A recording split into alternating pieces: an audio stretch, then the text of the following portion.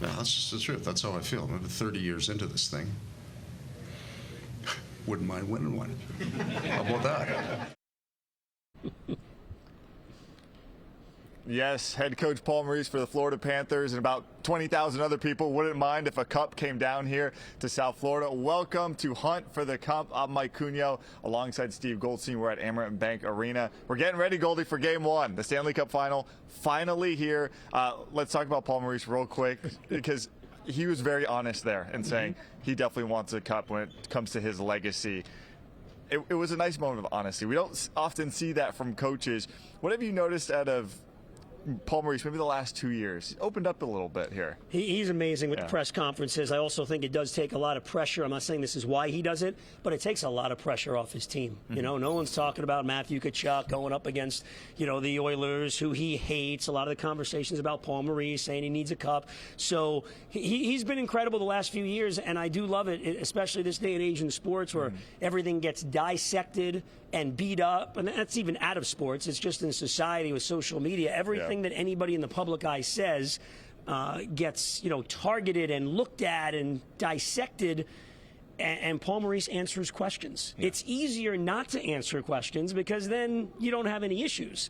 But that was great when he said that, and I would think I would agree with him that in this sport, for whatever reason, you got to win the whole thing. You got to be a Stanley Cup champion. You go to, Bobby Orr with the great goal, Wayne Gretzky with all those cups, Mark Messier winning 2 without Gretzky. So a lot of people say he's the best leader ever. Whatever the reason. In hockey, you got to be a Stanley Cup winner to be considered in that great echelon. Great echelon. I mean, he's got a ton of wins. The one thing he's missing really in his career is taking home the cup. Been there obviously now a couple of times. Let's talk about Matthew Tkachuk, because I don't think the Panthers are here, this franchise isn't here, without the move to bring Matthew Tkachuk in this building. What has he meant for this team? How big is he going to be in this series? What happened, Mike, is he walked in, he changed the whole culture. He changed the way this team acts. There's no more kind of like a lot of teams guarded and we hope we win and should we say that or should we play that? It's all out, all the time, in your face. I don't care what you think. And what Matthew Tkachuk has done really, and this has been talked about a lot behind the scenes, and this goes back to his dad, Keith, when he was in the NHL for all those years, a great player. The Tkachuk family, they welcome everybody in. So Matthew Tkachuk treats head coach Paul Maurice, Captain Alexander Barkov, and the security guy outside the locker room the exact same way. Yeah, it's funny. He's the same with everybody. Steven Lorentz, we were caught up with him yesterday at Media Day, one of his pods, and we asked him about Tkachuk because he's going to be in that Amazon Prime docuseries. And he said the same thing. He goes, the thing you're going to notice is that it doesn't matter who you are on the staff or in the franchise, he treats everyone the same. He's open to everyone. And I think I told you, maybe I told you this, the great story last year when the Panthers had to make that big run in March. So I forget where we were coming home from. It was after a win, and he's walking to the back of the plane. And he looks at me. He goes, I know you know all this stuff. What do we have to go to make the playoffs? And I believe the number was actually 13-3. I said, you got to win like 13 out of 16. He goes, okay. And he keeps walking, goes to the bathroom. And sure enough, we know what happens. And he's become a fan favorite for so many reasons. I think you highlighted all of them, and that's another great story. He just, you know what? I want to know. Let me know what the goal is, and we'll go get it. The look on his face. The look on his face is great. Sure. Let's talk a little bit about Sam Bennett. How important he's been for this lineup. I think we saw it last year in the playoffs when he came back from injury, but when you look at what he did at the end of that Rangers series, it seemed like he had a goal every night in there. How important will he be in this one when you look at another team like the Oilers that are deep as well talent-wise? Underrated part of the series. You mentioned the Rangers series. Remember, they were down a goal. Madison Square Garden, Game 5. Series is tied. He makes that great no-look pass to Forsling. Then he scores the goal in Game 6. Bennett is another guy, a culture guy. As far as on the ice, it is all out, all the time. And it's an intriguing matchup because when he was a little kid for many years, he and Connor McDavid were teammates up in Canada. They used to play the knee hockey in the hotels with the travel hockey and all that. So these guys know each other well, but I will tell you this, when the puck drops, there is no more knee hockey, no more friends. No more friends. You got friendly with Bennett this week. I mean, you guys were talking about the beards. You did a one-on-one with him. You talked a lot about the facial hair stuff. Maybe gave Anton Lundell a little too much grief about that. But Bennett did talk to you about the playoffs and what this series is going to be like. I mean, I love playoff hockey. It's it's fast, it's physical. It's every play is means so much. So it's the best time to play hockey, and I'm just enjoying this experience right now. Yeah, Bennett seems like that perfect playoff player. A little bit of grit, maybe a lot of grit, and he gets the scoring done as well. Let's talk about the goalie matchup here. We got Sergei Bobrovsky against Stuart Skinner. Is this going to be a battle of the Titans like we saw last series against New York, against Igor and Bob, or will the goalie talk maybe be dialed back a bit? Because Igor really did, I thought, kept the Rangers in that series. Yeah, for sure. That series is over a lot earlier, and a lot of those games are more lopsided than one-goal games.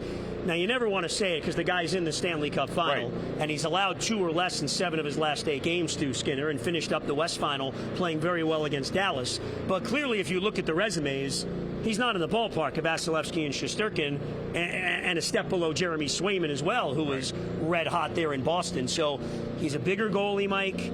I think the Panthers can get him moving. I wouldn't be surprised they try to get that puck down low below the goal line behind the net and have those wraparounds and get a big guy going side to side. But Sergei Bobrovsky's kind of flown under the radar, which is pretty interesting.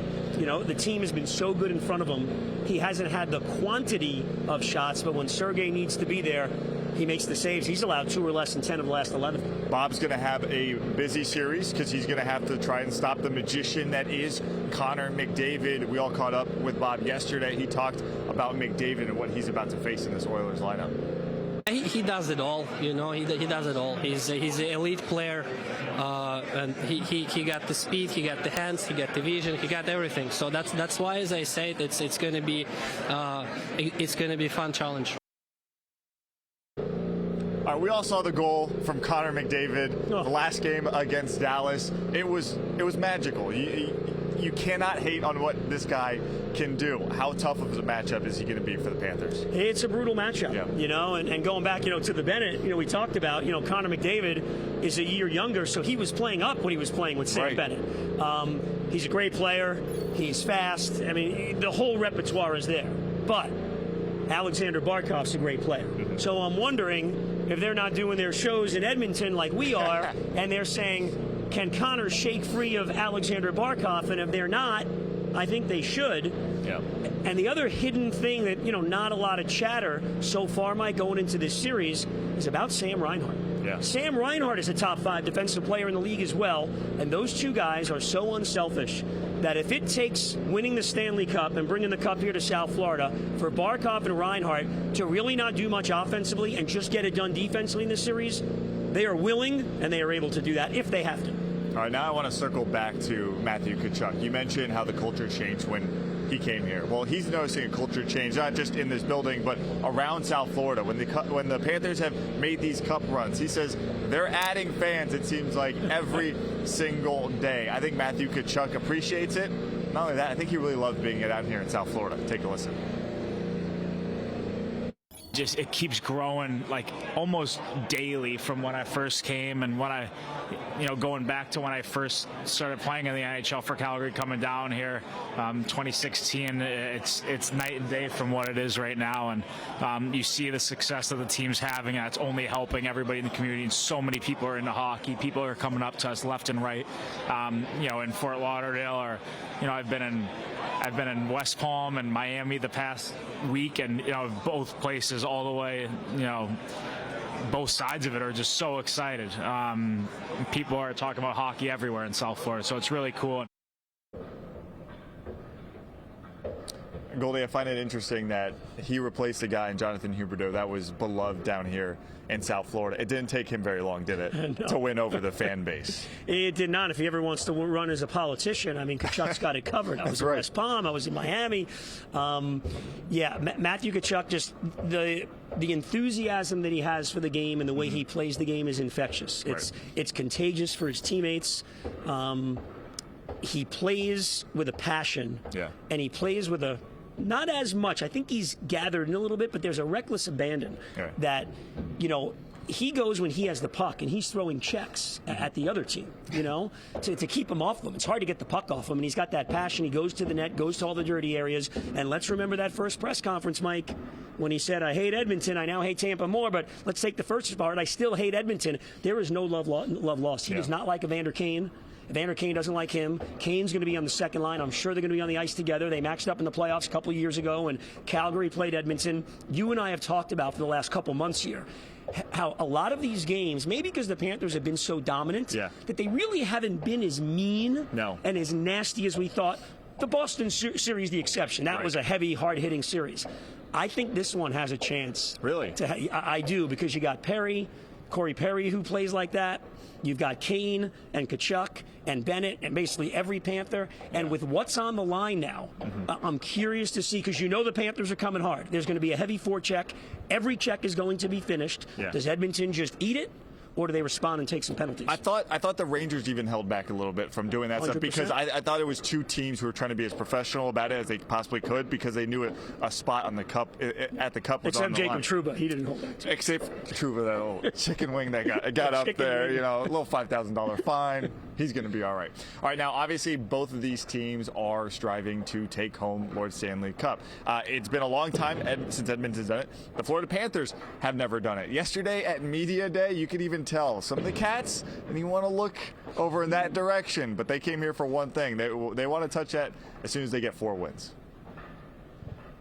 But when it comes to Lord Stanley, its presence alone is a little intimidating. It's also a pretty cool thing, and seeing the trophy, it's right there. It's I don't even want to look at it. Just I was gonna say, are you peeking over there? Yeah, I did. I mean, I didn't even notice it until Mama pointed it out. But do you want me to run security and just stand right here and block? If I got all these lights shining off it too. It's catching my eye. But other players don't mind sneaking a peek. I looked at it a couple times when we first got out here, and I got chills. And I feel like if I keep looking, I'm just going to stare at it. So I'm trying to imagine it's not there, because I'll be facing that way if I'm thinking about it. Of course, winning the Cup would make history for the Cats, but also for Evan Rodriguez. There's never been an Evan to have his name on the Cup. Did you know that? And is there extra pressure as an Evan to carry that mantle? I did not know that, but no, I don't think there's. I don't think I'm putting too much pressure on getting my first name on the Cup. I think I want to win it for the guys next to me in that room and this organization, more than for my first name per se. Until then, the Cup belongs to this guy, Philip Pritchard, the keeper of the Cup. He travels with Lord Stanley 200 days out of the year. How much would it cost to get my name on the Cup? And you spell Mike, M-I-K-E, last name C-U-G-N-O. Well, you know what? You're like me. We gotta get to the NHL first before we're getting our name on it. I don't think that's happening. Me either. All right, we got to find the guy. Shameless, buddy. I don't care. You want to know the great thing about Phil Pritchard? Yeah. He wears those white gloves to handle. Yeah. He saves every pair of white gloves. Really? He labels them so he knows the year and which arena and which team, and his wife gives him a very hard time. Yeah. Like I guess a lot of wives do with stuff like that. We know this stuff, being sports fans. Why do you keep all those? They're all the same. It's like, come on, he's got to keep the white gloves. I'm required to throw out at least 3 T-shirts there you go. a week in Send my them house. my way. I can fit into them. There you go. I'll take them. They're vintage. That's right. They're old now. All right, Goldie, let's talk about the series. Who's going to win? How many games? What are you thinking? Well, I think the Panthers do get it done in 6 games. Pretty close on the other series. 1 game over, I thought, in 7 against the Rangers. Look, Edmonton's got phenomenal special teams, maybe the best special teams in the history of the game in the playoffs. Their power play, their penalty kill is remarkable, but Panthers are pretty good at staying out of the box. They've got good special teams as well, and I do think at the end of the day, beating this team 4 times out of the 7 will be impossible, as it has been for everybody, and the Panthers will be able to score some goals on Stu Skinner. I think you bumped up your prediction. I think you were thinking 5. I am thinking 5. I did that the first round, too. I gave it Panthers in 6 over Tampa, thinking 5. I give it a little leeway. I'm going to call it a close 5. A little wiggle room. Like a couple overtimes in there. 5 is 5. There's no close 5. Close 5. Yeah, 5 is 5. All right, well, we got 5 and we got 6, but we both think that the Cats finally just win it. That's it. And let's it's stressful. Let's Take 8, whatever. Whatever you need. All right, Goldie, thanks so much. Thanks for joining us for another episode of Hunt for the Cup. I can't believe it. Game 1. Finally. We've been talking about it basically since last year, and here we are. We're back. We'll do this every single night until someone wins a cup. Until then, thanks for joining us. Now the Stanley Cup. Awesome. Anytime. You're welcome.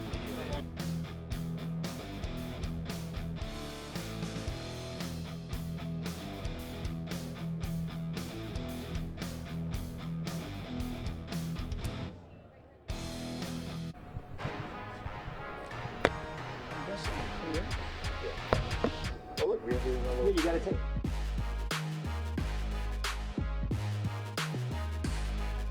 Hunt for the Cup on CBS News Miami is sponsored by your Volkswagen dealers of South Florida. Check out local offers at VWFlorida.com.